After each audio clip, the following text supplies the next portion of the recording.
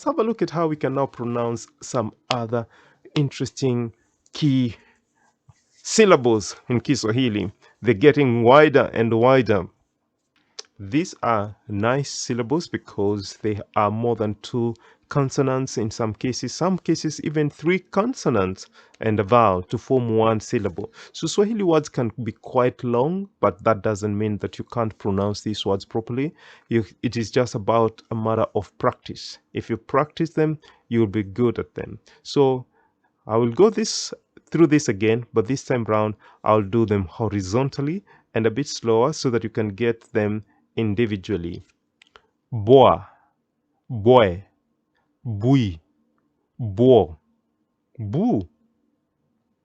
CHWA, chwa, chwe, chui, chuo, chu.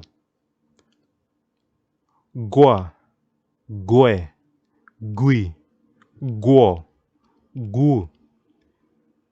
Jua, jue, jui, juo, ju.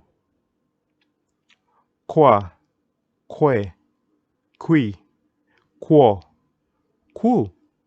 Loi, loi, lui, luo, lu. Moi, mue, mui, mo, mu. Ndwa, ndwe, ndui, nduo, ndu. NGWA is different from NG with an apostrophe WA. So for the NGWA, I want to hear the sound ng, ng, ngwa, ngwe, ngui, nguo, ngu. But the NG with an apostrophe WA is pronounced just like the way you pronounce the word hang.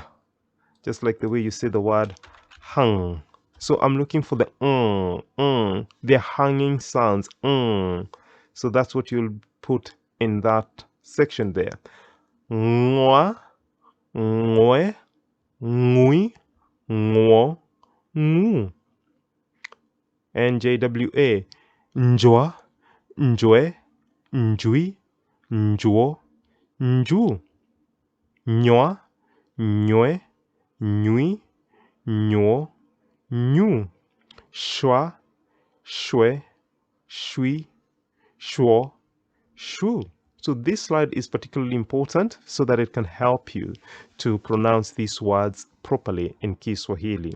So as part of the homework that I would like to give you for this lesson is practice saying all these sounds, including those unique sounds for Kiswahili.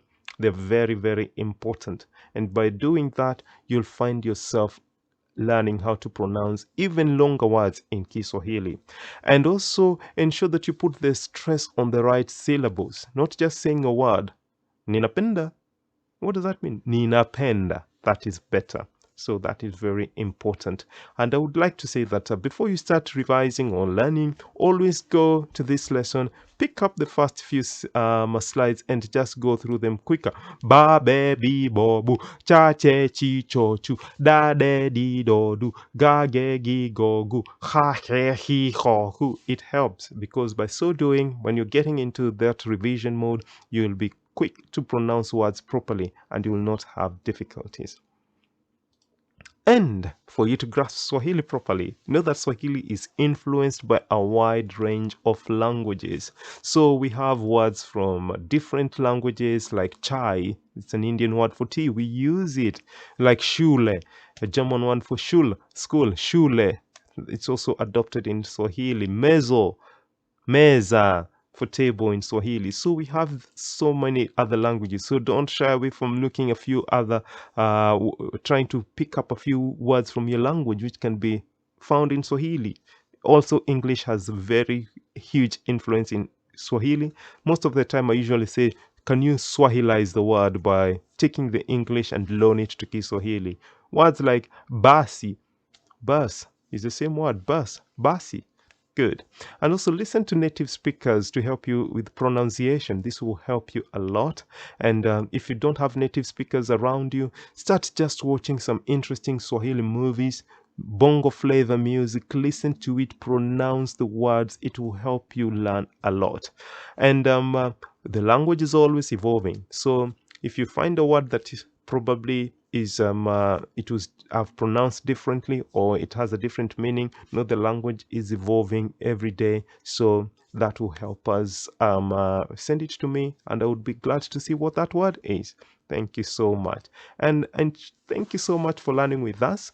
And I hope to see you in the next lesson, where we get to explore greetings and numbers and get to introduce ourselves in Swahili. Until I see you then, goodbye. Kwaheri.